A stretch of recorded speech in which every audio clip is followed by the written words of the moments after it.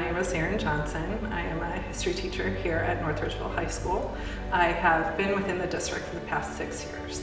I was at NRAC the first year it was open, so moving from an entirely new building in which you have all the amenities you could ever want, with new equipment, new materials, to a building that is quite the opposite. It can kind of be a bit of a shock, but it's definitely, you make the best with what you've got. And so, I mean, it was an adjustment.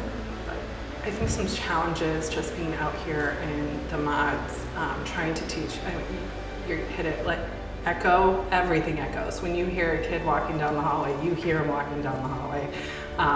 You have to have your door closed, simply because if another teacher is teaching, you're listening to their entire conversation. In terms of the physical space as well, there have been issues within the room at the beginning of the year, just with leakage and having water, and so students' desks covered in water, chairs covered with water, not having a space to teach what you need to teach for that day, and where you're going to then be put for that day in order to do your job and have students be able to learn what they need to learn.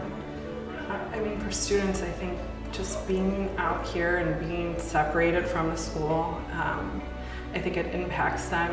If they're already having a crummy day and they go through that tunnel and you walk out and you see it's pouring down rain, and then they're walking in here getting drenched on their way in, they're already frustrated, and then having to go through that, it's just an additional frustration they're now having to work through.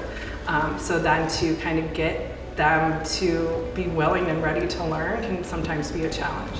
Going into neighboring buildings, neighboring cities who have beautiful facilities, and you see those students that are able to have the amenities that you would love for your students to have here, but don't, is a challenge.